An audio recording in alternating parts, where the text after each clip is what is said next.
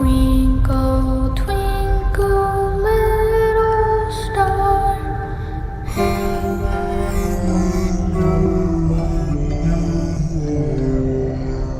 He's alive!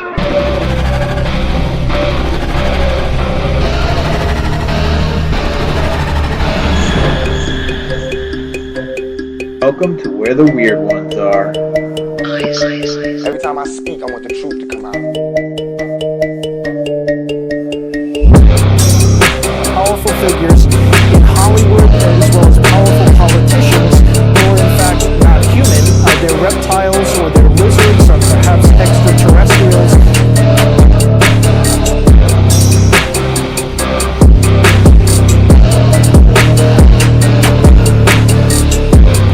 I don't think it is a human. I think it's a Sasquatch.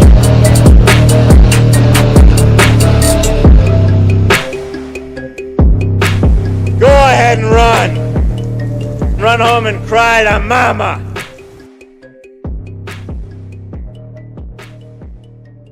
Let's get weird.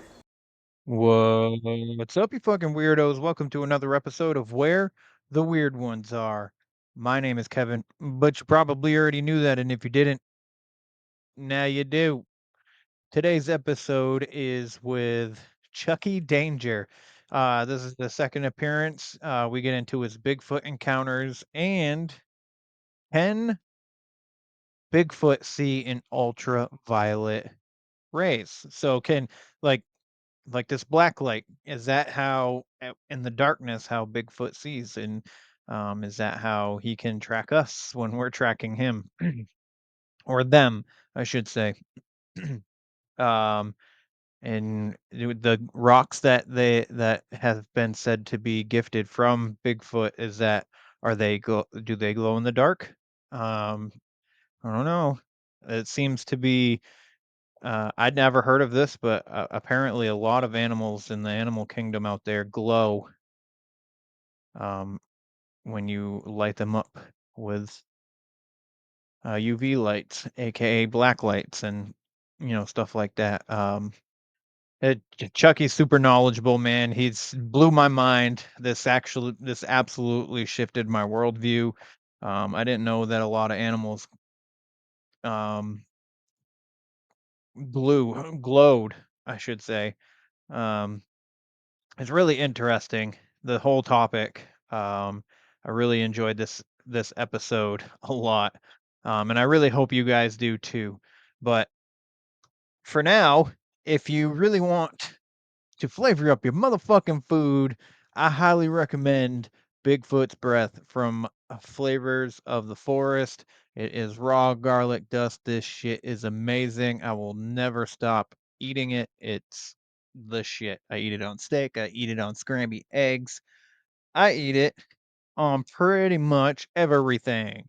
Obviously, we don't want to put it in the sweet stuff like cheesecake. You don't do that. Don't do that. Don't do that. All right. If you're making your own pizza dough, I highly recommend it. It's super potent, so you're gonna taste it a lot better than the shit that you get at the store. I promise you. Um, they freeze dry the garlic, and dude, it's amazing. So they got lion's mane, they got a spicy garlic dust, and they also have ginger. So go check them out. Flavorsforest.com/weird. Go get yourself some right fucking meow. Um, so the newest hot sauce is out, down the rabbit hole. It's really good. It's actually super hot. If you check out 305 Paranormal and go to their lives, you will see them taste testing my hot sauces. I do have a new one coming out. The label's not here yet. It's red. Obviously, in this lighting, you cannot tell that it's red. It looks a little more magenta or purple or some shit, like a pink almost, but it's red. It's strawberries, tomatoes, and chilies. This is going to be in a limited edition. It's called Strawberry Murder Juice. It's coming. Everything in here is coming from my garden. So when it comes out, I'll let you know. But I'm not going to have a whole lot of it. So It's going to be sold individually. It's not going to be put into packs or anything. So once it's gone until I have another harvest season, obviously. So with that being said, please check out Chucky Danger at Chucky_Danger at on Instagram. He's also a co-host over at Counter Cult Podcast, so go check that out as well. Again, I can't thank Chucky enough for coming on and doing this.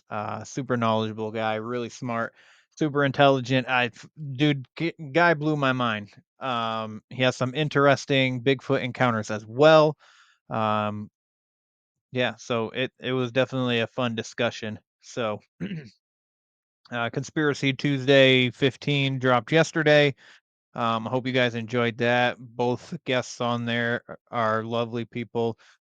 David, obviously a good friend at this point. Um, and Alex is quickly becoming a really good friend as well. So go show them both some love, David and Alex. So with all of that being said, if you like today's show or you like any of my shows, please like, follow, share, subscribe, leave a rating and review. I would greatly appreciate the shit out of you for that. Um, if your podcatcher doesn't let you leave a rating and review, or well, probably most likely it won't let you leave a review. Um, but I'm sure that it does do ratings. Anywho, if you feel so inclined to do so, you can head over to the website. You can head over to the website and leave a rating and review there. Website is where the weird ones are podcast.com. That's where you can get the merch. That's where you can get these lovely ladies right here, the hot sauce. And yeah, you can see a gallery of everybody who's gotten merch. The blog is on there. You wanna know what? I just remembered that I forgot. I stopped writing my my story on there, which I should probably get back into. But with all that being said, I am starting a production company. I am going to be doing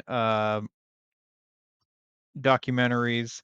It's going to be dubbed Where the Spirits Are, starting right here in Sanford, Maine. So hopefully I can get that done within the next couple months. So this time next year, you can get it on DVD or at any of the streaming services, which would be like Tubi, Paraflix, and YouTube. Um, Anything else? I will be in Raynham, Massachusetts on September 14th at the VFW from 1 to 6. I will be speaking. I believe I'm speaking at 2:30, but I will correct myself in the next episode if that is incorrect. Um, but yeah, that's all I got. That's all I got for the intro. Go show Chucky some love. Dude's amazing. He's doing amazing shit. Super intelligent, super nice dude. I can't thank him enough for taking the time to come and talk to me and blow my motherfucking mind. So, yeah. Oh, and Patreon. I don't even think I've been plugging the Patreon, but if you want to support me that way, the Patreon is there, patreon.com slash weirdos only. Currently only doing story time on Patreon. I brought Conspiracy Tuesday back to the main feed just because it was a part of the main show to begin with, and I started feeling not right about putting it behind a paywall. So, but I am going to do another show at some point. I'm not sure what it's going to be. Maybe campfire stories or something like that. That's going to be strictly Patreon, but story time you'll get a preview for it. So, um, but yeah, so $5 a month, you get a free coffee mug. You might get a free T-shirt here and there, and you get access to story time if you're interested in that, or if you just want to be like $5 and you're done, just submit $5. Or you can go to the donation page on the website and donate to my production company since If you want to support me that way too, that's cool too.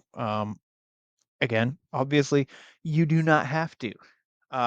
You also don't have to leave a rating and a review. I'm just saying, if you feel like doing it, I'd be more than happy to receive them. That's all I'm saying. That's all I'm saying. But again, if you don't like the show, you wouldn't be here. And if you don't like me, then there's other podcasts you can listen to. So let's get into it with Chucky, shall we? Oh, thanks for being here, guys. I fucking love you. They're coming to get you, Barbara.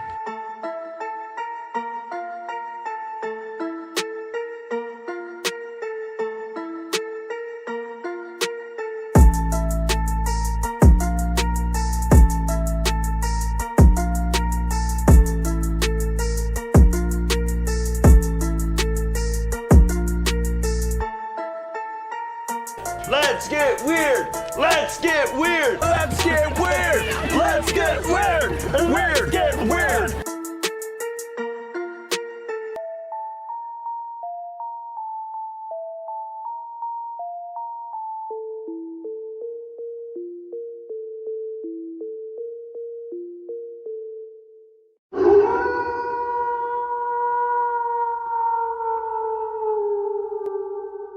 Hey y'all, this is Chelsea Deanne from Station 59, and you are listening to Kevin on Where the Weird Ones Are. What's up, everybody? I got Chucky Danger here with me today. We're going to talk some Squatch. Last episode he was on was phenomenal. Really loved it. A lot of people actually reached out and to let me know how much that they connected with you and a lot of your stories and stuff like that. So, yeah, man, Chucky, welcome back to the show. Thanks for giving us some more of your time today. Thank you for the warm welcome. Yeah, so let's dive into it, and I think I'll start off with some previous encounters that I've had. All right, let's do that. No actual sighting, but some peripheral activity that all kind of adds up over time. So, my very first experience was camping at this little lake right in an area that me and my dad have been hunting my whole life. And, I'm there with all my friends, and me and my one buddy, we wanted to go spearfishing at night.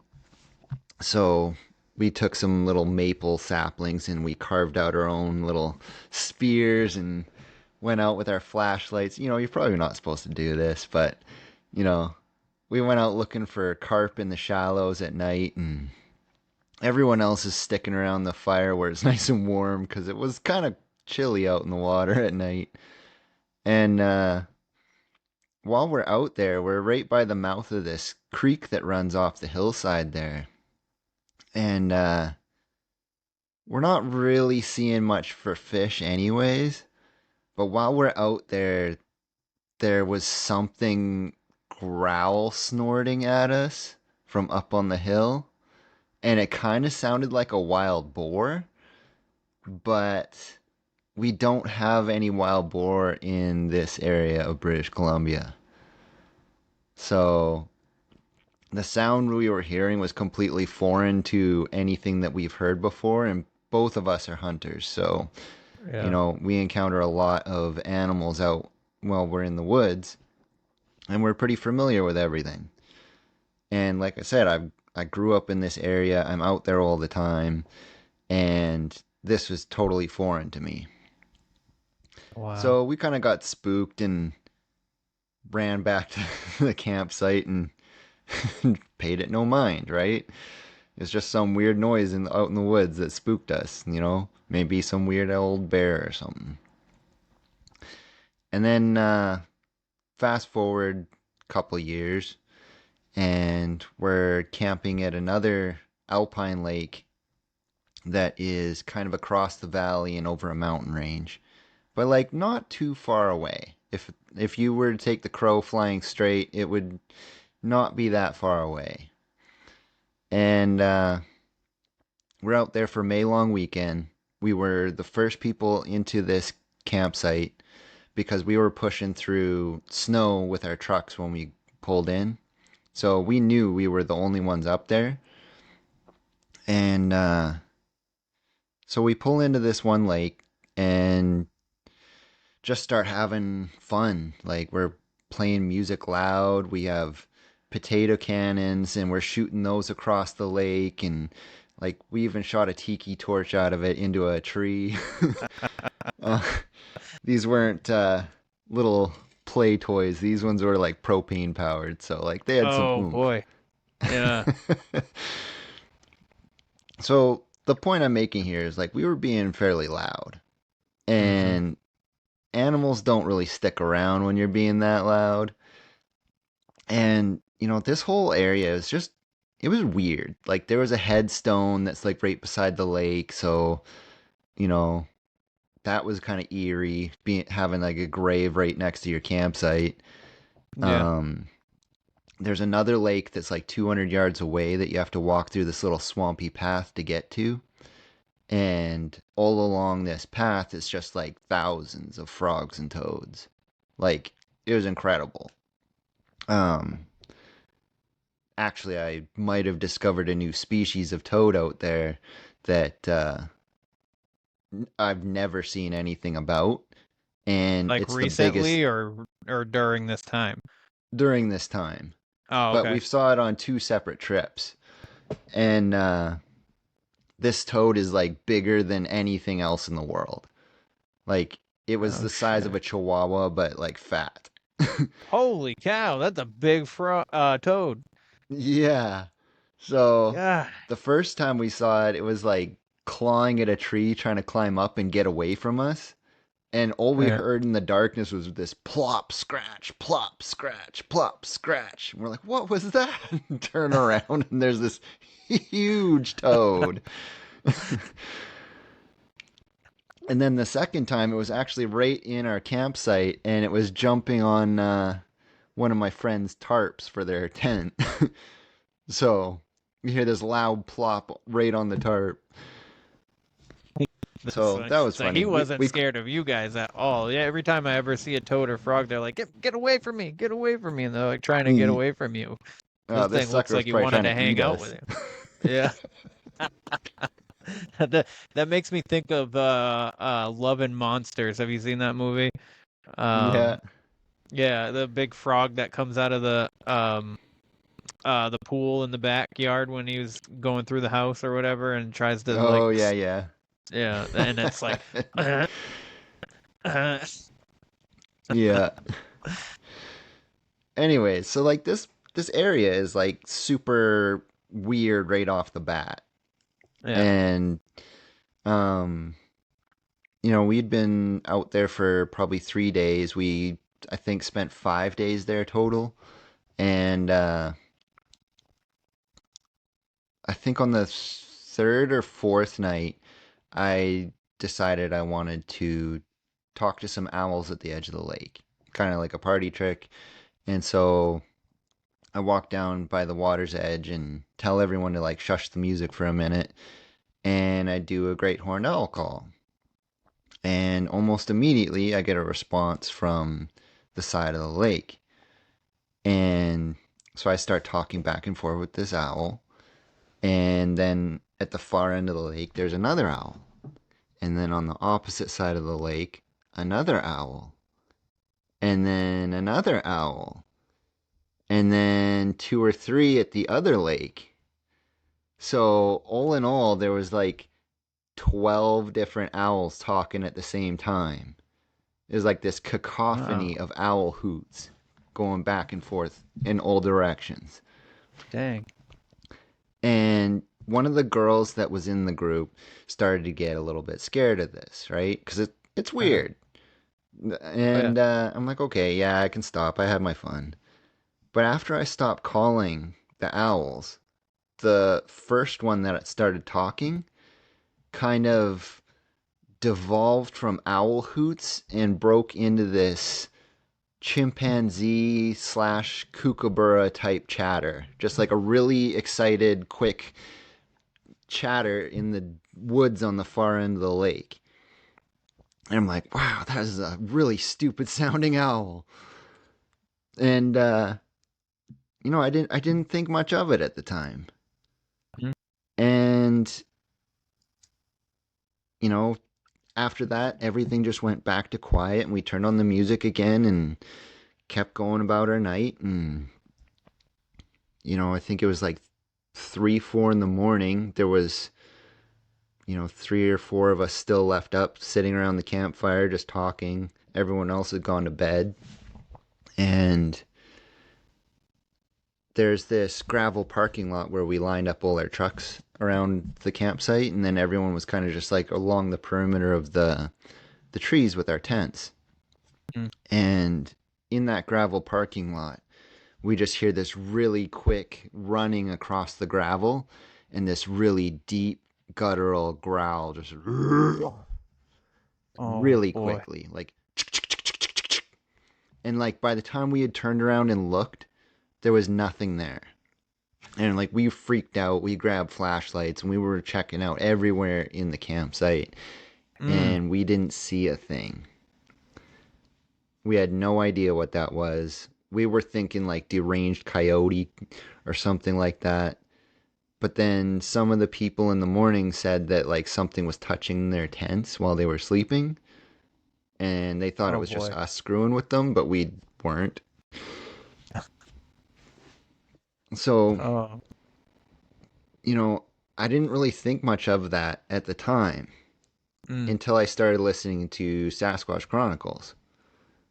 And then I started hearing so many different stories of Sasquatch imitating owls, like over and over and over again. And it really made me think of that moment and go, hey, maybe something else was going on there. And then one episode, I can't remember exactly which number it was. It was one of the fairly early episodes. There was a guy who described it the exact same way that I just described it. It sounded like a chimpanzee mixed with a kookaburra. And when I heard those words come out of his mouth, I got chills. So like, that's exactly how I said it. And nobody else has ever described it like that. Wow.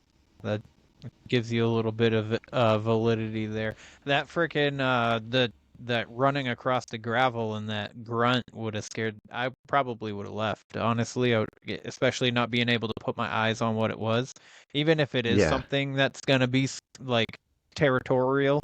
Like I still would want eyes on it, and the fact that you couldn't find it to put your eyes on it, I would have been like, all right, it is time to go. Like right then and there. We were feeling a little bit brave with how many of us were there. But I mean, yeah, probably in retrospect, we probably should have left. Because, I mean, like you said, you guys got there and you were shooting the potato gun and stuff like that. All the stories that I hear with like Sasquatch encounters tends to come from when you're not necessarily treating the earth very well, I guess you could say. Yeah, and we were being rambunctious young adults. Right, right. Actually, I was the only sober one there, so... Dang, son. Well, this was right in the time period right after I had my overdose attempt. So yeah, I was on medication. That makes sense then. Yeah. I was on medication where I could not drink. Mm-hmm. Or, my heart might stop. So right, yeah. I was the only sober one in that camp, and, it just seemed like a weird animal, honestly. Mm-hmm. But, hindsight's 20/20, and when you start hearing these stories and you start looking back at that, you're going, does it make sense that there's a dozen owls around a lake? Probably not. Maybe 1, maybe 2, but not a dozen. you know? I mean, maybe even three, but like that, even three in the same like hunting area wouldn't doesn't even make sense, you know? Yeah, it's kind of pushing it. Yeah. Um, so yeah, we went over to the little lake the next day, and there's a little skidoo cabin there for if you need to stop and warm up, have a meal in the fireplace kind of thing. And there's a visitor's log in there. And we got to looking at it, and we went and signed our names in the docket saying that we were there. And one of the earlier write-ups in there was saying, I don't recommend staying here. There was bears circling our cabin all night long. And like, Oh shit. was it bears or was it something else? So Yeah. I don't know. But after that, we go back over to above the first lake, and I just bought a trail camera. And so I wanted to go out into this really obscure spot that my dad and I hunt. It's a really steep hillside. No one goes there as far as human activity because it's so steep. It's hard work. Mm-hmm. And this hillside benches off 3 or 4 times. And on each one of these little bench tops, there's a really heavy deer trail. And my dad's gotten some really good whitetail deer off this hill. So I went to go in the summer before hunting season, put up a trail camera to see what kind of activity was happening on those trails, see if I couldn't like get eyes on a nice buck and try to figure out his pattern. And, you know, I'm just excited that I got a new toy to play with too. So I go down there with my friend and ex-girlfriend, and we go and set this trail camera up. And I knew that the bears could smell the batteries in the trail camera. They kind of smell like an ant colony to them. So I set this trail camera up like 7-8 feet up in a tree, but angled down with some sticks so it would still look at the trail, and left it. I left it there for like a month, and when I came back, you know, really obscure route, no one's ever going to know that that trail camera was there. I show up to the tree and it's gone. The trail camera is gone, and all that is left is the strap that had buckled it to the tree was hanging off the bark just by a little thread, and the plastic buckle itself had been snapped. Whoa. So I'm mad. You know, this is my new toy, and it's gone. So after throwing a little hissy fit, I started getting a little more rational, and I started doing a perimeter search around. I did circles around this tree looking for this camera. I'm like, okay, obviously an animal got to it, probably a bear. You know, let's just see if we can't find it. So start doing circles around the tree, and about 20 yards or so downhill, near a fallen over tree, I find the trail camera. And it is face up to the sky, but the cover, the latches, has been opened. So all the buttons and everything are exposed to the sky. And the only way that you can get that open is with fingers. You can't just pry at it and open that. You need to actually flick those 2 separate latches to get that case to open. And there was no claw marks, there's no bite marks on it. It was just open, facing the sky. And when I checked my trail camera photos from it, that's when it got a little interesting, because whatever did this did not come at it from the front of the camera. It did it from behind the tree. So what you see is a tiny little bit of brown hair in the bottom left-hand frame of the picture. And then a couple frames of just sky, and then nothing. Oh So shit.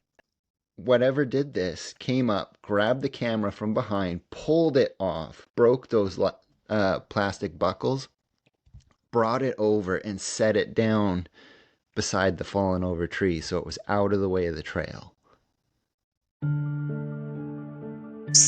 Hey, you. Yeah, you. Are you into weird shit? Yeah? You into cryptids? What about hauntings? Yeah, I've got a ghost for you. Oh, you like otherworldly beings? Me too. Check out all these aliens. We have plenty. How do you feel about a good legend? Want to hear about spooky happenings? Yeah, you do. Let us show you what we've got. Hey guys, grab a drink and join us, Amanda and Sean, every week while we dive into the strange and haunting topics that have piqued our interest. See you over at The Haunted and the Strange, wherever you get your podcasts. Stay spooky.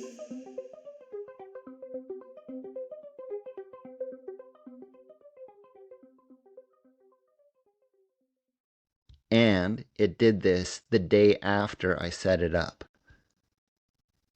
Oh shit. Yeah, so it wasn't even like it had been out there for a while. It was like almost immediate that this camera got taken off the tree. That was pretty wild. Yeah, that is pretty wild. It's like, hey man, this is where we walk. You can't freaking watch us walk up and down this trail 100 times, so we're moving this shit now. That's yeah, like I wild. literally didn't even get any animal photos on that camera. It was just like just the photos of it being ripped off, and the camera never worked right after that. Of course it didn't. You know, being exposed with the case off. But, right. For a month. That's so, wild. You know, were you able to tell like hourly of when after? I can't remember that. I think it got like ripped off the tree like early morning hours. Okay. And I probably set it up like 3-4 in the afternoon kind of thing. Okay. So, you know, maybe they watched it from a distance overnight and then finally got brave and were like, nope, this gotta go. Yeah. That's crazy. That's that's an interesting one. That's an interesting story right there. So I started cataloging that as maybe Bigfoot. Uh-huh. And this is not when I'm thinking that other stuff that I talked about was Bigfoot. I just have this one thing, right? Yeah. And then I start hearing Sasquatch Chronicles. I start hearing these stories about the grunting by creeks and stuff, how they don't really like fishermen. And then the owl hooting. And I start compiling all these things going, hey, well, this is all in this one area. Maybe it is, right? Yeah. Yeah. And so 2 years ago, I had bought a new rifle scope. And I ordered it online, and by the time it got to me, it was already hunting season. I was kind of a little bit upset about that because I wanted to get my gun sighted in before hunting season. And here it is October, and I have to sight in my rifle now. So I was working 410s at that time, so I didn't work Fridays. So I dropped off my son at school, and I went out to go sight in my rifle after, and so it was like 11 o'clock-ish. I waited enough that any hunters that were out would have a fair chance at a hunt before I start shooting and scaring everything in the area off, right? And so I find this nice hillside that's a stone's throw away from where this trail camera was set up. Like, I could walk down the road and just be there in minutes kind of thing. Damn. So I'm looking at this steep hillside, so I know where my bullets are going. They're going to go directly into the hill. I go and set up a box with a target on it, and I just start shooting. And I've shot maybe 10 or 12 rounds downrange, getting everything zeroed in. And I've got my hearing protection on, and I got music playing, so I can't hear a thing, right? And all of a sudden, at the top of the hill, I see this cedar tree just start absolutely whipping back and forth, like violently shaking. this whole big tree just, and it's not windy. And as I sit there and look at this thing moving, I'm like, that can't be an animal. I just shot like 10 or 12 30-06 rounds downrange. Like nothing is coming into that much noise. Everything's going to be scared. And I mean, that doesn't make sense for a human to do either, because like it's not a tidy clear cut. Like it's hard to walk around in there, so nobody does it. Right? It's not really near the road, so it's not a vehicle pushing against the tree. It doesn't make sense. And even though I was holding a gun in my hand, I didn't feel brave enough to walk up that hill and see what it was. So I was like, yeah, no. Took another shot and packed up my stuff, and I got out of there. Like I actually felt afraid. And the more I thought about it, the more I wished I had gone to the top of that hill. And I kind of just let that be until springtime. And then I was like, I really got to go back and I got to take pictures of this tree. I need to know how big this tree actually is. I need to know where it is like situated. Yeah. And so I go back and I'm looking at all kinds of different signs in the area as I walk around, and I finally get over there and I find that tree because, you know, there's only so many at the top of the hill. I know exactly which one it was. And when I get up to the top of the hill, I see that even if I had gone there, I wouldn't have been able to see the bottom of this tree because there was a bunch of saplings growing at the bottom of it. So whatever had been at the base of it would have been completely concealed. Now, this was an 8 to 9 inch diameter cedar tree. That takes some strength to push that around. Like, they're pretty solid trees. They are. And for it to be like whipping back and forth like that, that was concerning. Yeah. So I'm looking around the area and I'm like, well, you know, I probably pissed something off, and it was just kindly telling me to leave before things escalate. Right? And I just start looking for sign. And I walk a little bit north from this tree. I'm kind of looking for hunting sign and stuff too, because I'm always looking to see what kind of animals are in the area. Right. And I find a deer bed in this rotten wood material that they like. They seem to like the feel of it on their feet, and so they always make deer beds in it. So I leaned down to check out what was there. And while I'm leaning down, I notice that in this rotten wood, there is a humanoid footprint. And it's 14 inches long. Wow. That's a big ass foot. It was an old track, and being in rotten wood, I couldn't get a cast out of this. It was really hard to actually see properly, but you could see the big toe, you could see the edge of the foot going down to the heel, and I put my shoe beside it and I was like, this thing's bare foot is bigger than my foot with shoes on. Like, that was pretty crazy. That is crazy. That's wild. And then I started opening my eyes a little bit to, if they are in the area, what are they eating? And right. like we had a pretty steep decline in deer population in that area. So probably deer. You know, they like to blame it on poachers and stuff, but you know, maybe them too. But also on the willow trees, you can see the browse levels. So you can see where the deer are feeding at the lowest level. Above that, you can see where the moose are feeding because they can reach fairly high. And then above that, there was another feed level, but it didn't look like something was biting the branches and tugging the leaves off. It looked like the leaves had been pulled off, not bitten off. So there was a section above that, like 10 feet up, where all the leaves were missing. Damn. Kind of weird. Very weird. Very weird. But I mean, this is all rocky soil, so you can't get tracks off it. It's just rock. Yeah. That sucks.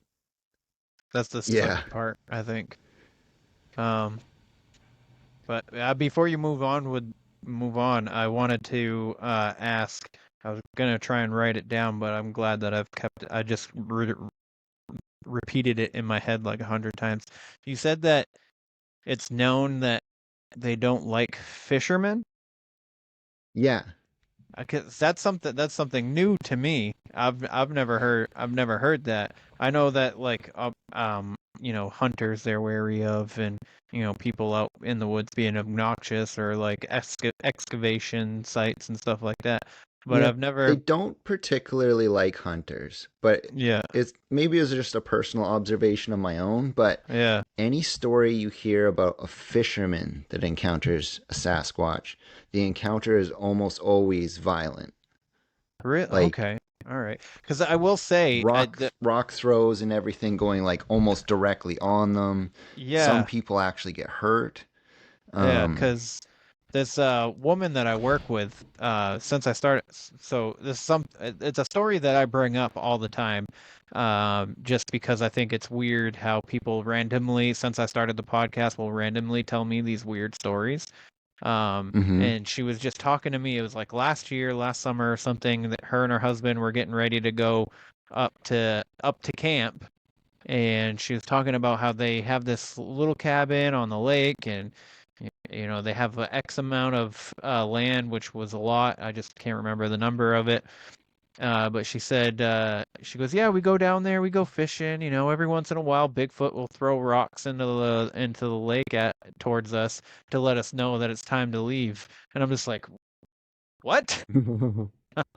So now Wow. that you say that, it makes a little more sense, because she's just like, she goes, yeah, she goes, I don't know if it's Bigfoot, but something's definitely throwing rocks, or maybe knocking rocks off of something or whatever. And I'm just like, it's probably Bigfoot. Well, you see, I love stuff like that because I want to figure out why that is. I want to know why. So you start thinking about it in kind of like a scientific way, right? I like to even take the stuff that people consider woo-woo, and I want to figure it out. I want to understand how that works, because maybe it's not. And, one thing I want to know is, the red glowing eyes and the eye shine. Mammals aren't supposed to have glowing eyes like that. That's true. And, what advantage does that even prove? Like, why is that a thing in nature? And red eye shine in particular is very uncommon in mammals. There's some obscure mammals in Asia and I think Australia, where some of the mammals have red eye shine, like tree kangaroos, and I think even bush babies. I think there's a type of bat that does too, right? Am I wrong on that? Oh, probably. Yeah. I haven't really looked into bats too much. They scare me. I went down a rabbit hole on fox bats. I was like, where the fuck are these fuckers? Because they're like 4 feet tall. They're like the size of a 10-year-old child, dude. Like they're huge. They're massive. Bats. Yeah. Yeah. And I went down this rabbit hole on them. And they're in Malaysia, and I'm like, they better not come over here. Right. So I'm thinking about Sasquatch and these glowing eyes, and like, how can that work? And I happened across this Reddit post about these certain kind of fish. They're called flashlight fish.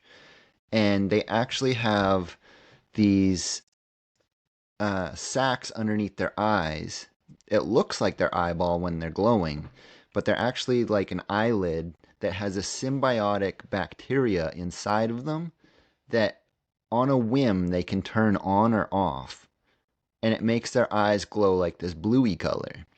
Oh, no shit. It's really cool. Wow, that And is cool. I'm like, well, what if Sasquatch has an eyelid like that, where they can turn on this light on and off at a whim, right? Uh-huh. It would be looking like it's a glowing eye, but it's actually their eyelid, and they're just looking at you with that eye frequency, right? Uh-huh. And then I got thinking, like, well, if they're exhibiting this light from their eyelids, certainly they must see in low light conditions, and they're often described as having really big eyes, right? And I'm like, well, they're also out at night all the time. So how do nocturnal creatures see? And when I went down that rabbit hole, everything started to make sense. And I came across another post about this university study on owls. And they take 3 saw-whet owls, all from different regions. Okay? So physically they look the same. And they take the wing and they stretch it out. And then they apply UV light to the wing. And the flight feathers actually fluoresce in different banding patterns depending on the region from which they come from. So it's a way of owls being able to identify where they belong in the ultraviolet light spectrum.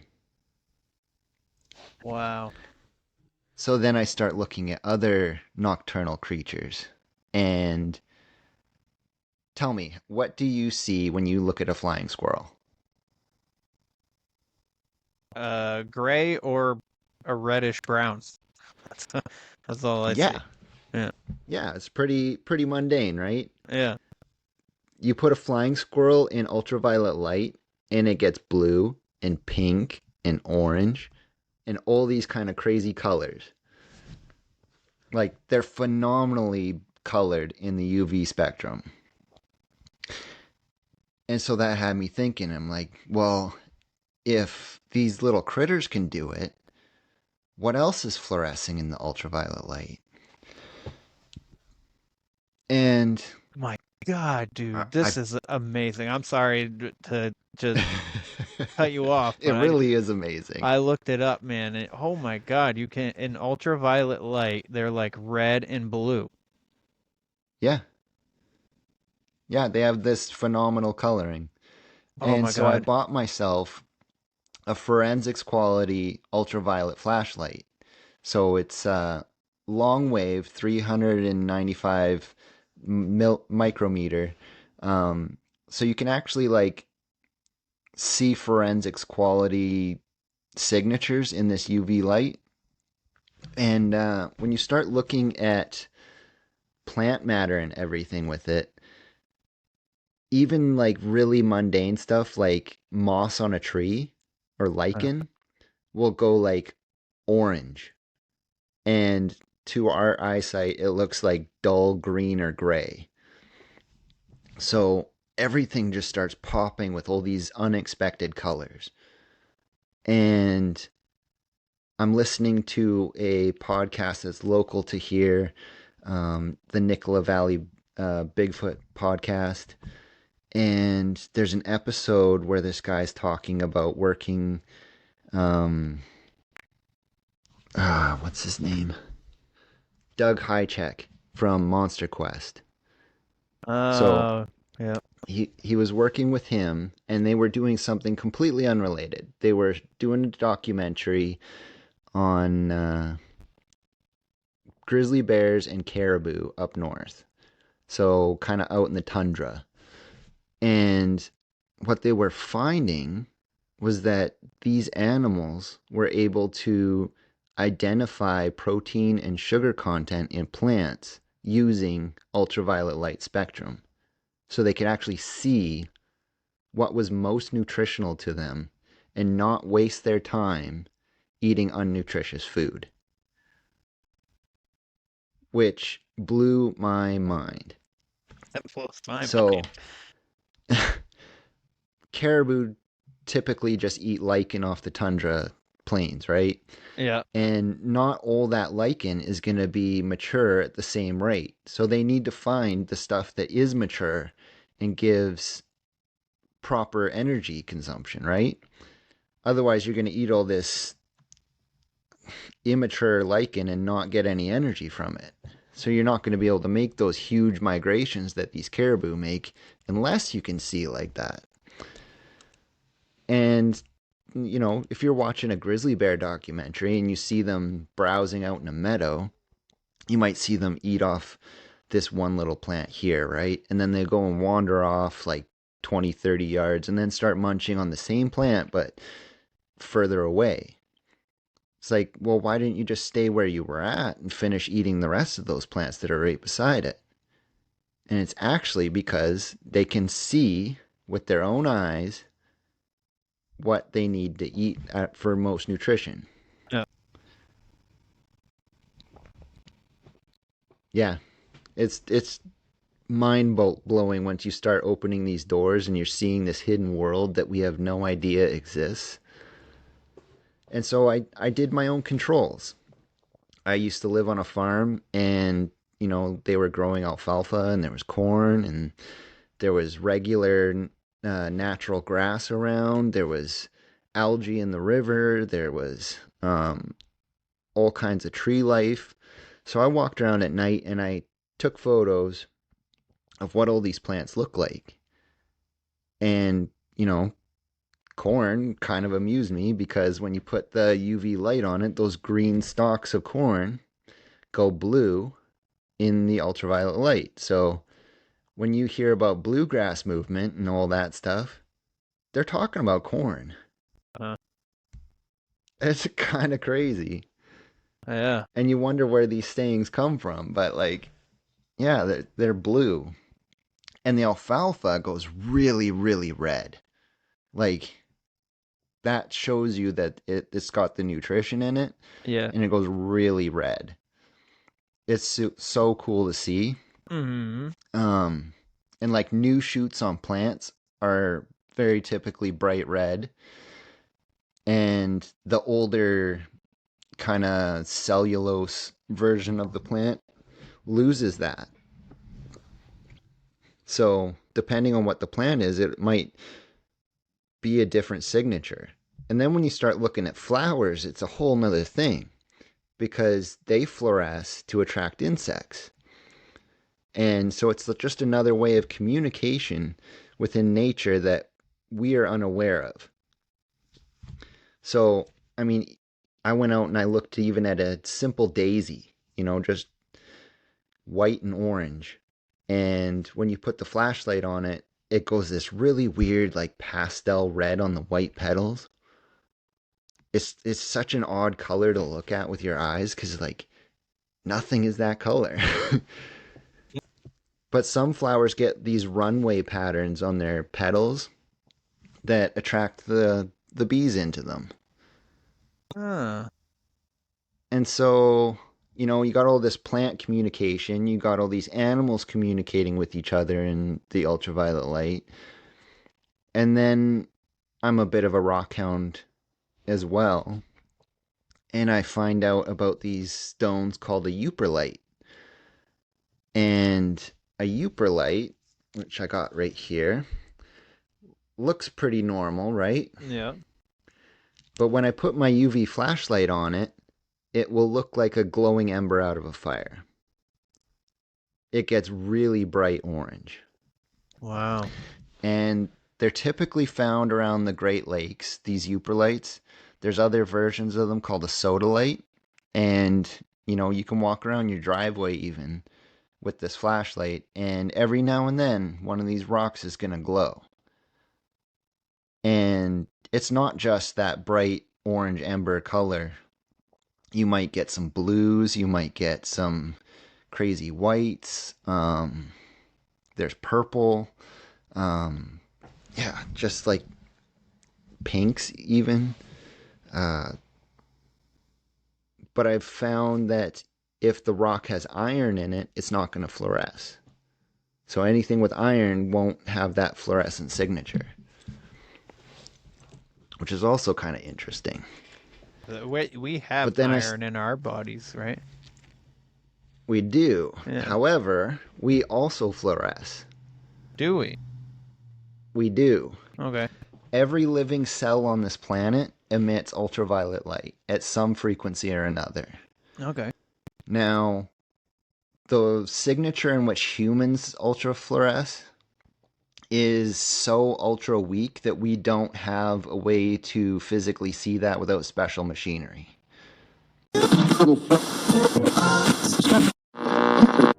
Are you struggling with a lack of access to captivating entertainment and media? Are you faced with constant judgment and ridicule from friends and family for your inability to respond appropriately to sensitive situations? If this sounds like you might be suffering from being emotionally dead inside. But it's not too late to make a change. One Nothing Podcast is a newly available treatment for being dead inside. Taken just once every 2 weeks, One Nothing could make a world of difference. By combining carefully measured dark humor to the amazing original formula of grisly fatalities, One Nothing Podcast has successfully entertained thousands of people suffering from death inside. And with access across all podcast platforms, treatment has never been more readily available. But don't trust my word. Here's some real-world testimonials from a few of our listeners currently undergoing treatment. From consistent doses of One Nothing Podcast, my posture has greatly improved due to being kept on the edge of my seat. The One Nothing Podcast comes on, everybody be like, shut the f*** up. I be quiet, but when the episode's over, I be talking again. Oh my gosh, buddy. I used to be on so many medications for blood pressure, and then I listened to One Nothing Podcast's episode on Kitty Genovese, moved into an apartment on my own, and haven't needed it since. That one really got my blood pumping. You know, listening to One Nothing Podcast, I'm not constipated anymore. I'm just full of shit. So what's stopping you from great entertainment? One Nothing Podcast is not intended for all audiences. Listeners under 18 years of age should obtain permission from your parent or guardian before downloading. Tell your therapist if you're predisposed to whining, complaining, reading podcasts poorly, being overall combative, or being easily offended, as One Nothing Podcast might not be right for you. So stop letting great content pass you by. Talk to your therapist today to see if One Nothing Podcast is right for you. So it's called a photomultiplier that you need. Mm-hmm. And our bones actually work like LEDs. So the bones are themselves produce like a brownie red light. And all of your cellular metabolism, you know, we're often shown these little diagrams in science that are like these electrical signals happening. It's actually light, and that light is ultraviolet light. Okay. So it's really cool. Yeah. So if you were a being that is able to see ultraviolet light, maybe we're just like a flashlight out in the forest. Right? That, you know, maybe that kind of makes a little more sense to a lot of stories. Number one, about Bigfoot, being out in the middle of the wilderness in the darkness, and you're being, you know, matched or followed out or being surrounded or even if you think you're hiding so well. Yes. Maybe you're that not. That is interesting. And how much thought do we put into the clothing we're wearing? Does your clothing fluoresce? Right? Even like, because like where I'm wearing black, because ever since you and I talked, I put a freaking ultraviolet light underneath my mushroom poster. So it glows now. But like when I was down here, I didn't have this light on, and like all the little lint that you can't see was glowing white. So yeah, the lint shows up like crazy. Yeah. Now, just picture a Sasquatch being able to see this ultraviolet signature, right? They're walking around at night. They're seeing all these different plants glowing. They're being able to see what is nutritious for them. They're able to see these animals moving around at night. Even in like a white-tailed deer, when it's got its flag up, that would show like pretty darn purple on its tail there. Mm-hmm. So, you know, that would be like ringing a dinner bell for them probably. And, you know, other behavior as well, like the rock throwing. What if that is their form of entertainment? What if these rocks that they're throwing are the ones that fluoresce? And so if they throw that, then it's going to look like a tracer bullet, right? They're going to see this orange rock arcing through the air, and it's probably going to be very amusing to them. You know, I'm not talking like the boulders that they're throwing at people to say, hey, get out. That means something else. Right. But like these little pebbles that come flying over, maybe it's a form of communication, right? And, you know, even pine cones, when they're throwing those, the pitch on pine cones fluoresce. So maybe it's a visual thing for them. Yeah. And the thing I am most curious about is gifting sites. Because often what people describe when they leave like marbles or whatnot for Sasquatch, what they get in return is rocks and feathers and bone, right? Now, what if those rocks fluoresce? That would be a significant way of communication. It's not just a mundane rock that you're getting. It's saying, hey, can you see this like I see this? Like, does this mean something to you? So, you know, I propose this study that you could easily do if you're in a spot with a gifting site where you take control rocks. You know, you got ones that you know don't fluoresce, and you got ones that you know do. You leave them out, and if the ones that fluoresce disappear, you know, maybe that's significant. If it's a mix of both, then maybe they don't, right? Yeah. But I mean, even the feathers, like they'll fluoresce. I kind of want to go to a known like Bigfoot encounter spot and do this now, you know? Right? I really want to try I'm really trying to think of what the closest sighting to me has been right now. So I can try this out. Oh man, that's interesting. There's, you know, because we kind of got onto this topic a little bit when you were on the first time, and it blew my mind then, and we didn't even get into it as much as we have so far. And I think the only thing that we really talked about were the fluorescent rocks. So, I wanted to order a flashlight so that I could. I think it's still sitting in my shopping cart in Amazon, but I ended up getting that thing for some reason. It's because I wanted to make my mushrooms glow, and then when I was setting this up not too long ago, probably about a month ago, and I was like, oh, I've the flashlight, and then I never got it, but since we talked the first time, I was so intrigued with this part of this makes a lot of sense to me right now. You know what I mean? Like it's like you're kind of shifting my worldview, you know? Well, that's what it's meant to do, because this is a part of life that we don't acknowledge because we don't currently see it. Right. And, you know, going to your mushroom poster as a point proven, when you put those in the black light, you get all these crazy colors, right? Mm-hmm. And that's typically what you see in like stoner posters, right? People that are under the influence of like mushrooms will often describe seeing colors that are very vivid and wild and totally out of the normal, right? Right.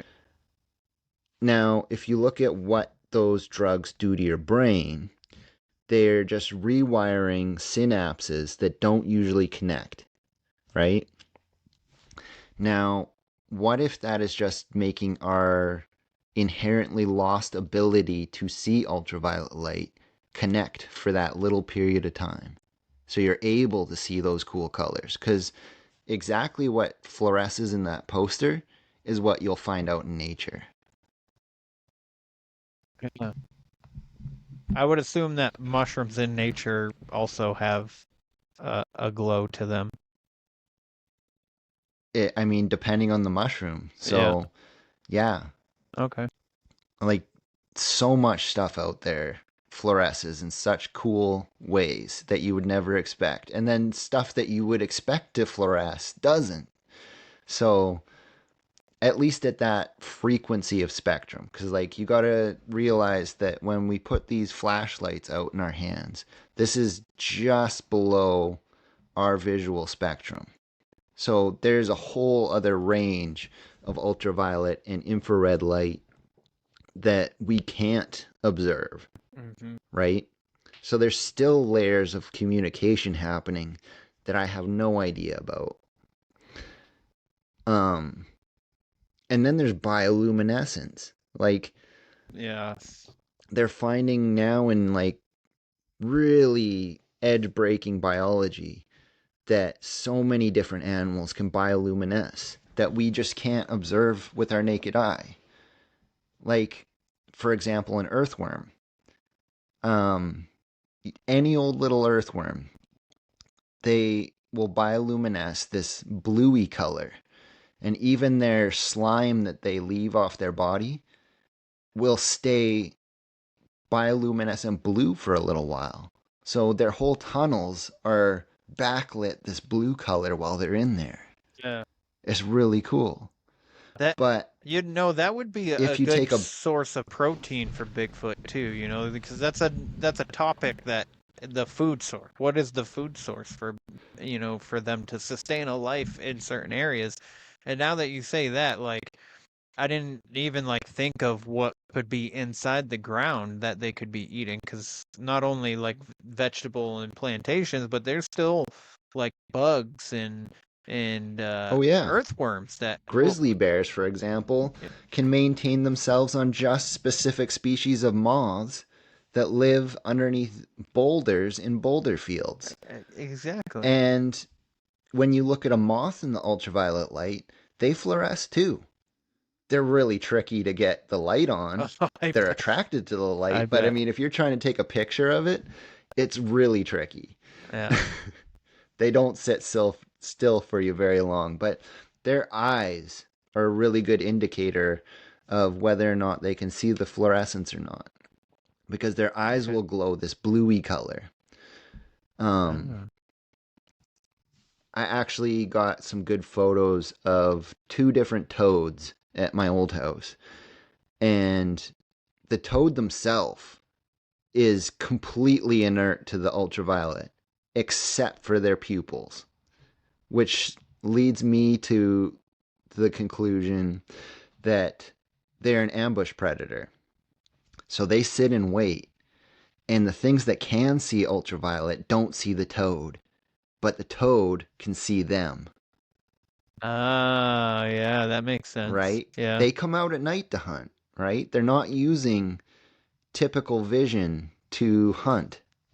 They're hunting in the ultraviolet frequency. I mean, it's the best low light frequency to use at nighttime, along with the infrared. But, that's even harder to observe. Yeah. I heard that during Vietnam that they had infrared that was red. The night vision Dyson glasses. And they started freaking like seeing creatures and shit, and then they switched it to green. I was like, what? Like it's a legitimate thing that people like the night vision was they were red. saying they were seeing demons. Yeah. But I mean, what if all these paranormal entities that we talk about are just hidden behind another frequency of light that we can't observe right now?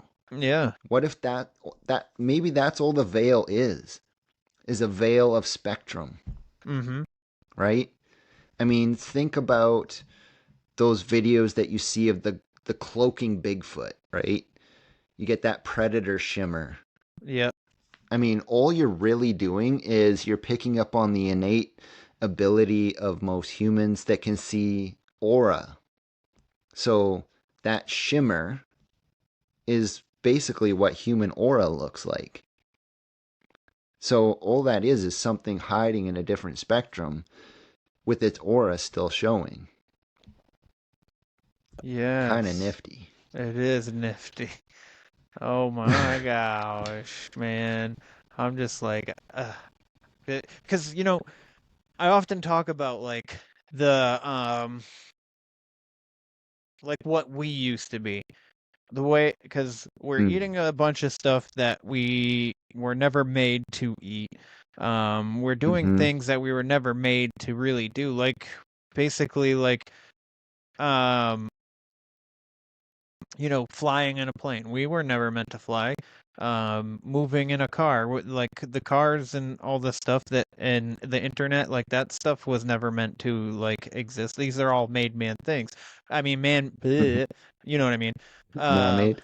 But like I wonder, because I always talk about this, like I wonder if we used to be able to see through the veil. We used and I might have even brought this up the first time you were on. At least I thought about it maybe.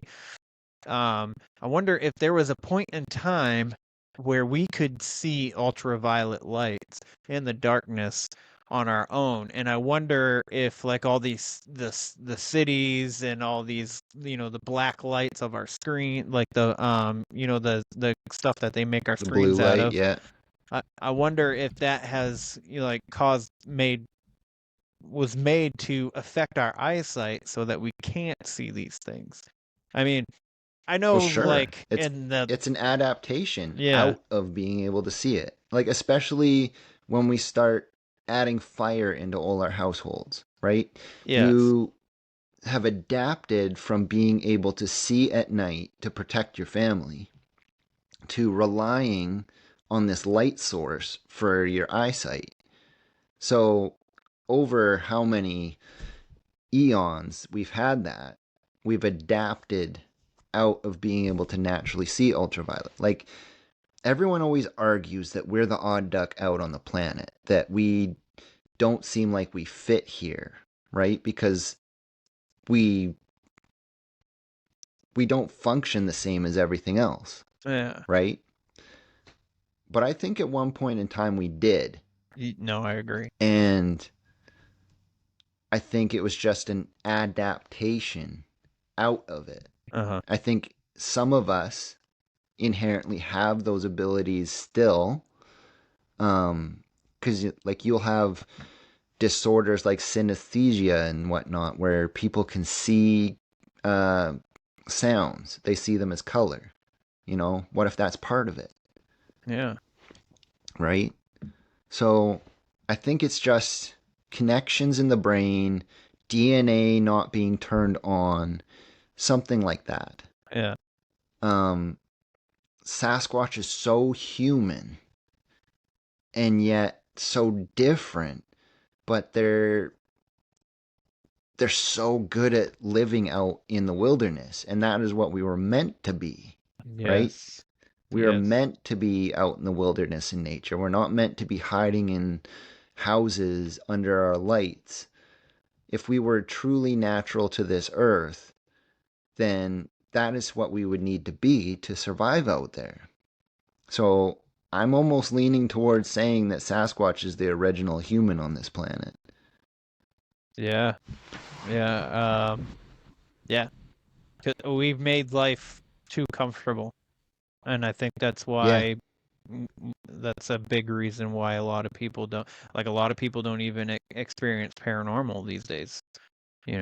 There's the majority, I would say, actually, they don't see anything, they don't hear anything, or, well, I mean, a lot of people are like, well, I heard this weird noise, or I saw like in the other room, something moved in the other room, but it could have been the house settling or something like that. I don't know, but which also Lame could, excuses, yeah. right, stupid stuff like that. But like the majority of our population don't even believe in paranormal and stuff because they haven't experienced anything significant to put to it. And I think the comfortability of human life is so up there in comfort. Like we have adapted so far that we can eliminate any kind of threat.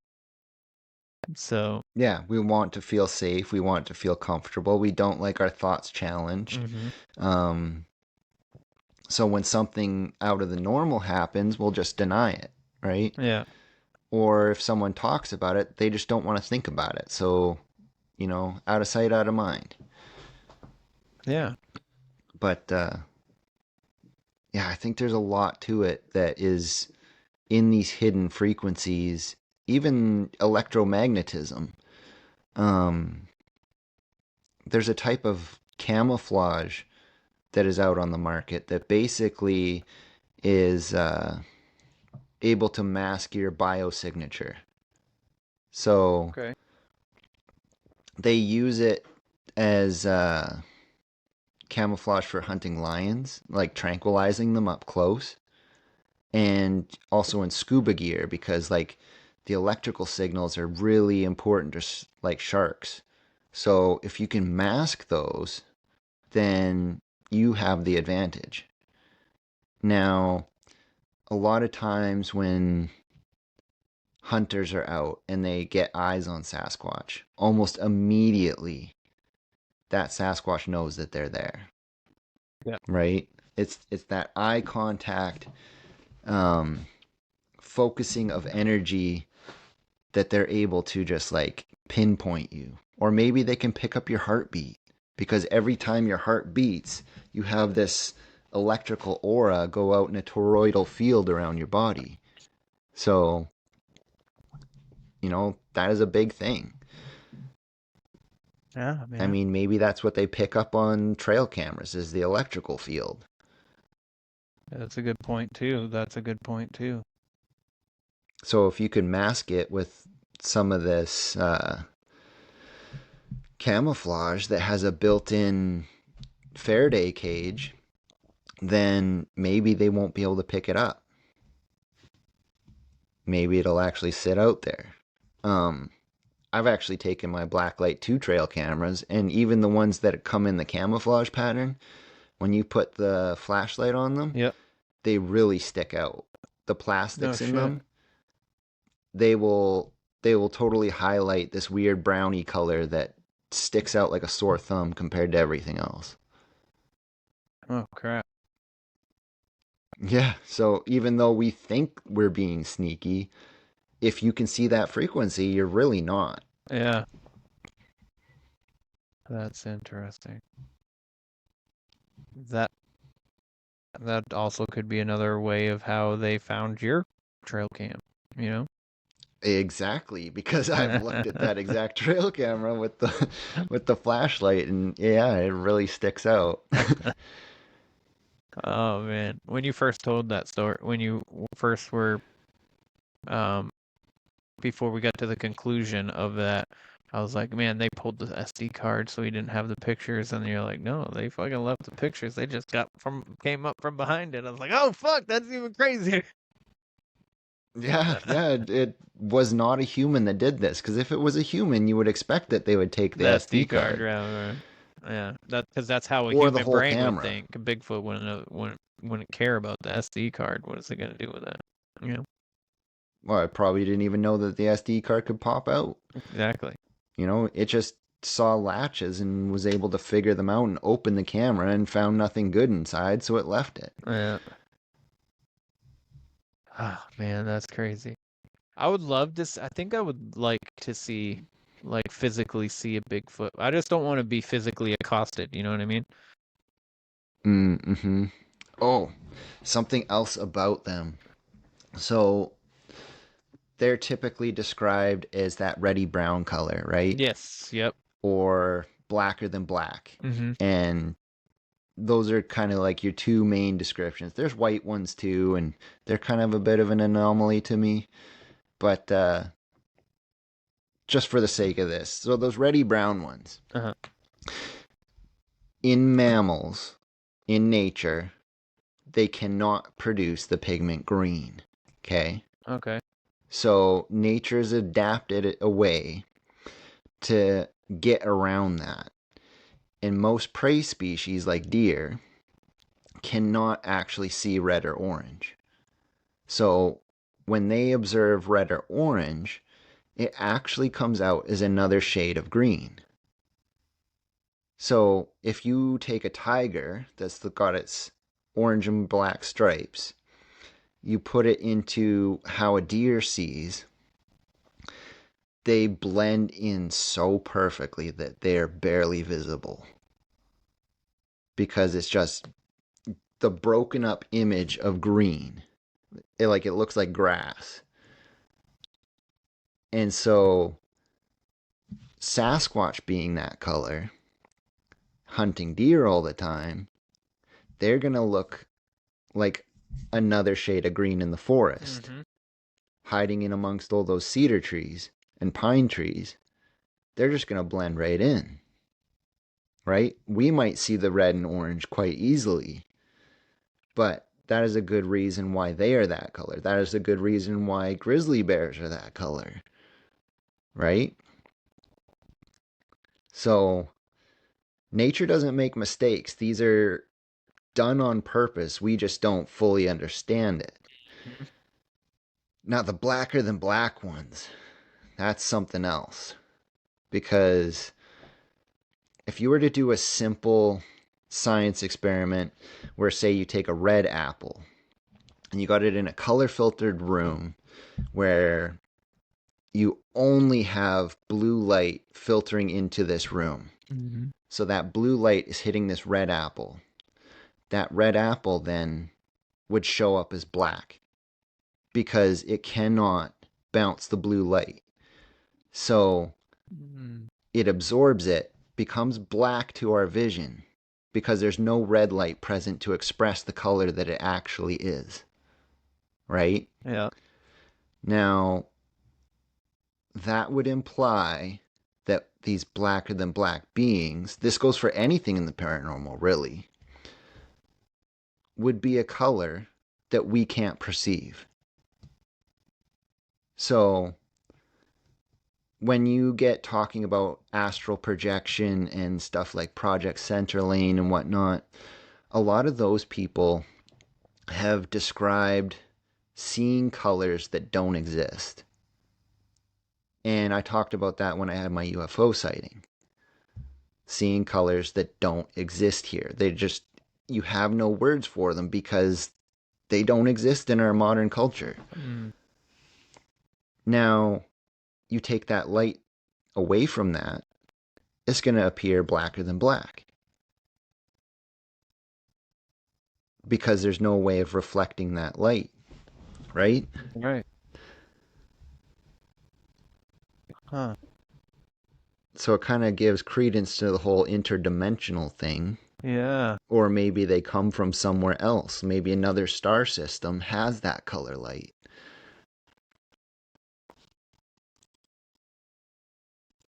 Fucking mind blowing, bro. Like, this is interesting. This is interesting stuff.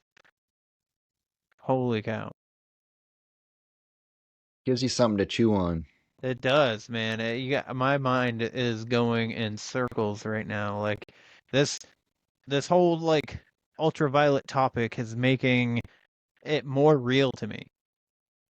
I'm gonna be honest with you. Yeah. Like, I'm like 100. I already believe, but like this, like just the couple pictures that I looked up to see different animals and stuff in the plants and ultraviolet light and all that, and so many different animals. Oh my God. Fish and everything. And then you start adding positive and negative frequencies of light. Yeah. And you get a whole nother layer. There's so many different things. Like even a puffin. Like you think of a little, cute little puffin on a cliffside.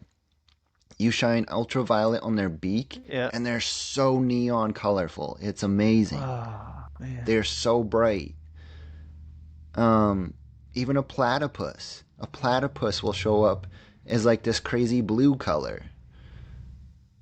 Like, they have all these different ways of communicating that we don't see. We think of life as so boring and mundane, but in reality, if we could see these spectrums, life would look like the movie Avatar, where everything is glowing in funky colors and spots and stripes and all of that. I mean, technically, even humans have spots and stripes, and we just can't see it. And, that kind of goes back to our ancient heritage, which is another argument for maybe we could see this at one point in time. Because if you think of war paint that the Celtics used to do, right? Yep. So you got that bright blue paint in stripes and splotches and patterns they're all different, right? Mm-hmm. But what if that was a passed down tradition in order to remember how we used to see? Right? Good point. Good point. And it's only in modern science that we're able to actually observe some of this stuff nowadays and start piecing all these puzzle pieces together.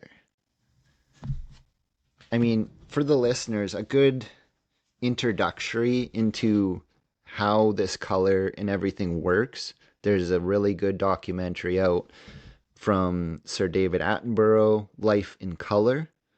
That is a really good one to watch. He's also got another one on bioluminescence, and that is really breakthrough. So that one is also a really good one to watch. The camera systems that are able to photograph this and record it, they're very expensive right now. And kind of big and bulky, to be honest. So the easiest way of doing this is getting yourself a good long wave ultraviolet flashlight. Not like some typical blacklight that you would get at like some party store or something like that. You're not going to see the same frequency. Not like this one. Not like the one I have Yeah. behind me.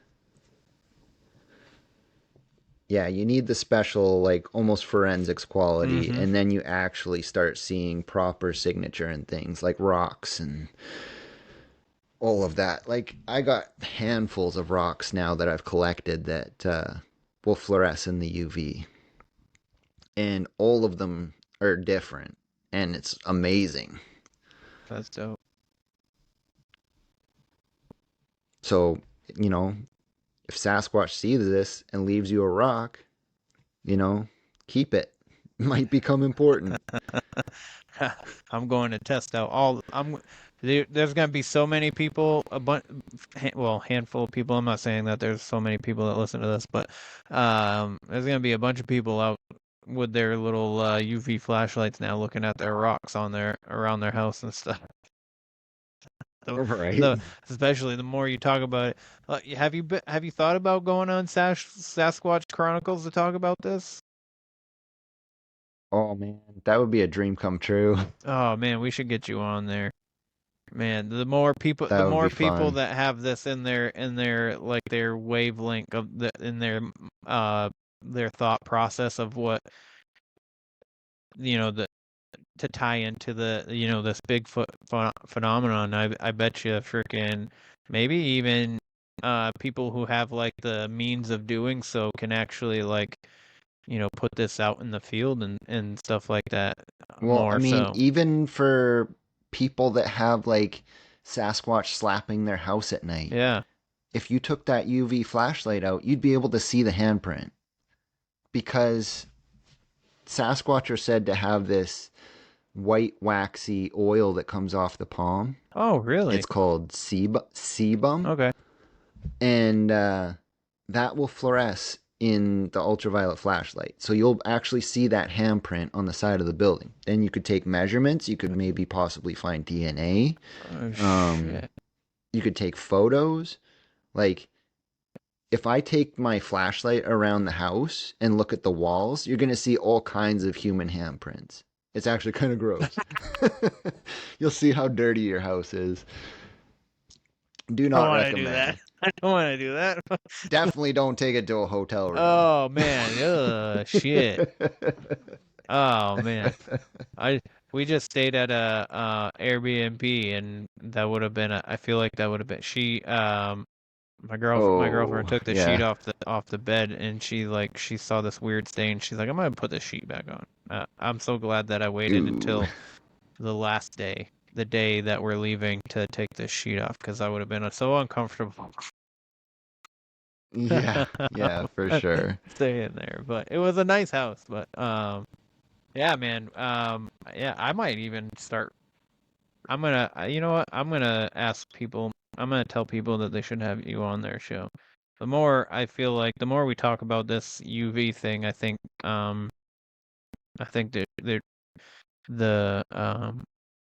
a step in the right direction of science towards Bigfoot would benefit from this. Everything paranormal, really. Yeah, and that too. Yeah, you're right. You're not wrong on that.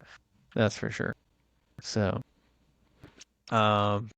but I mean, especially for trying to understand this quote unquote ape in the woods, right? If you want to put science to it, start using science. Yes. And just use it in a different way than what we're used to. Absolutely. Right? And it gives you a lot of different considerations, like your equipment. Is it fluorescing? Your clothing, is it fluorescing? My body, yes, it is. Do I need to cover that up properly in a way that it doesn't fluoresce? I think there was the story of a guy that went into the Patterson-Gimlin film site, like right after the famous film was taken. Yep.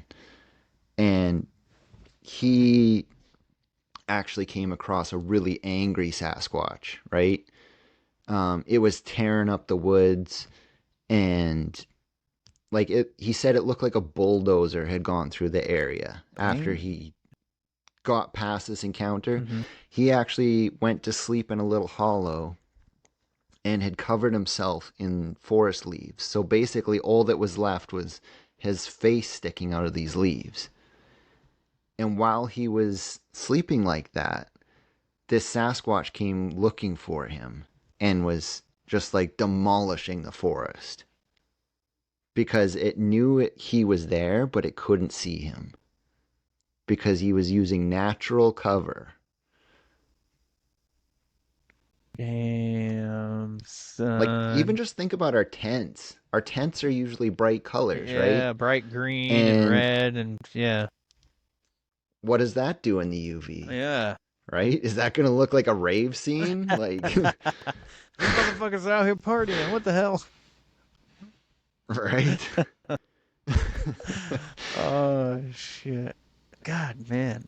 I mean, even if you don't find anything paranormal with it, it opens up your eyes to how big the world truly is. And it gives you a whole new perspective on things.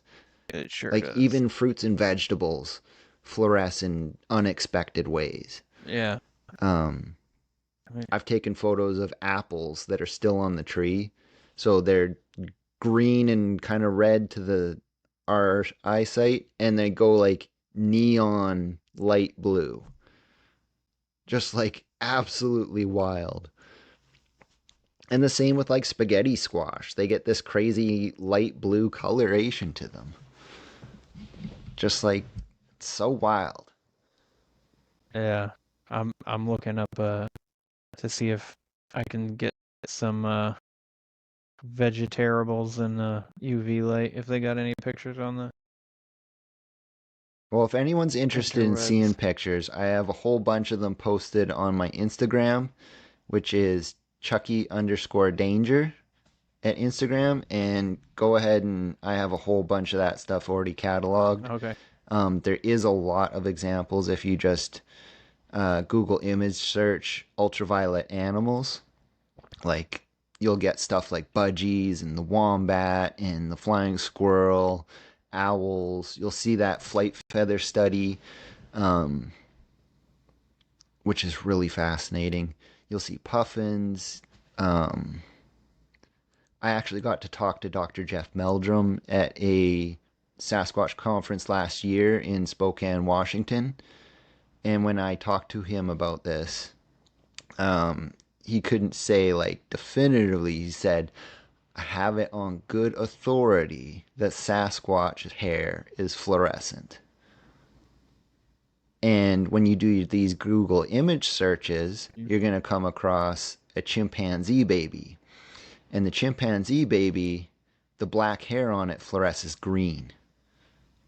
Shit. Now, if they're not too far away genetically, maybe it's something similar to that. Yeah. Yeah, I'd say. Man. All right, Chucky. Before you blow my mind anymore, why don't you tell the people where they can find you on Instagram so they can check out these pictures? Yeah, so on Instagram, again, that's Chucky_danger. And you can find all my pictures that I've taken. I'll catalog them. I keep adding more all the time when I discover new things. I've got a whole bunch of gemstones that I got from a rock shop that I need to upload soon. They're actually, I think I might have just done it. They're really cool. And if you want to listen to me on my own podcast, I co-host on the Countercult podcast. And you can find us on Apple, Spotify, Rumble. There's Instagram and Facebook and TikTok and all that. So yeah, and it's a good podcast. It's a good podcast. If everybody listening hadn't checked it out after you were on the first time, I hope they do now. I enjoy listening to Thank it. you. You guys just put out a new episode, I think. This week, maybe last. Yeah, it might have been last we week. started a holy relic and mythical items series in the podcast. Yeah. And I did a really fun one on the Mongolian death worm. I'm actually really proud of that one because I gave a fun little spin on it that most people don't think about. Yeah. It's very enjoyable. I like listening to like I said, I think there's, I don't know. I feel like there's 5. I don't know definitively. Yeah, it varies. Yeah, okay. We have guests that return all the time, so it's definitely the main a fun host listen. of us is 4 or 5. Okay. Yeah. And it's definitely a fun listen, everybody. So go over there and check it out. But yeah, man. That's about all the questions that I really have on this. It's man, my mind is just my worldview on this subject has completely changed. Not that I didn't believe in any of this stuff to begin with, but there's more. I feel like there's more credence to it. I wish we could still, if we did at one time, I wish that we could still see that way. But oh, me too. That would be the greatest gift. Yes. If we could just natively see it without needing a flashlight. Absolutely. Or special cameras. Yes. That would be the greatest gift. Let's try and because manifest seeing these things and how they interact with each other, it's just fitting puzzle pieces all together. Because, like, if you want to know how Sasquatch works, you got to know how everything else works too. Because you can't just go into an environment and expect to understand something unknown without knowing the known around it first. Good point. So, you know, I think that's where a lot of researchers get it wrong. They just go out there trying to expect to find this creature, but you got to understand its habits, its habitat, the animals and wildlife that they interact with on the regular, because maybe they'll give you a clue. Mm-hmm. Absolutely, man. Right? Again, like, if they can see that ultraviolet, maybe they are eating those moths that are coming out of the boulders, and maybe they're seeing these little ultraviolet signatures come out from the boulder fields when they know where there's a colony, right? Yeah. we often see videos of Sasquatch up in those boulder fields. You know, quote unquote Sasquatch in the boulder fields. Yeah, all right. Man, this was so much fun listening to you discuss this and being able to check out some of these pictures that you were talking about. So again, thank you for taking the time to do this. You know, time is our greatest currency, man, and the fact that you took the time to do this means the absolute world to me. And not only that, you blew my mind, and I'm probably gonna say it like 10 more times before I go to bed tonight that you just blew my mind with this. So I appreciate it. yeah, man. So everybody go check out Chucky's Instagram, go check out Countercult Podcast. But other than that, please like, follow, share, subscribe, leave a rating and review. Leave the Countercult a rating and review. They definitely would appreciate it. I would appreciate it as well, but obviously I don't expect you guys to. But Apple, I think, is like the only one that you can leave a review, but I'm pretty sure all the other platforms you can at least do a rating. But if you're feeling froggy fresh enough, you can leave a rating and a review on the website. And that's wheretheweirdonесarepodcast.com. You can get weird sauce, you can get merch, you can donate to the film production that I'm trying to get off the ground now into doing my own documentaries. And who knows, maybe I'll team up with Chucky and we'll do some UV documentary about Bigfoot out there in Canada. So heck yeah, I would love to go to BC someday. So we'll see. Time will tell. But anyways, remember, guys, question everything and stay weird. This concludes our broadcast day. Click.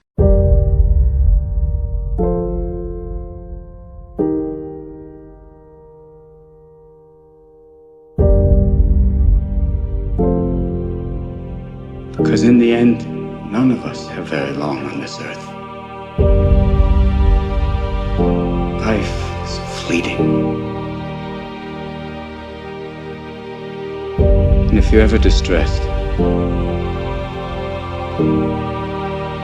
cast your eyes to the summer sky. When the stars are strung across the velvety night, and when a shooting star streaks through the blackness, turning night into day, make a wish.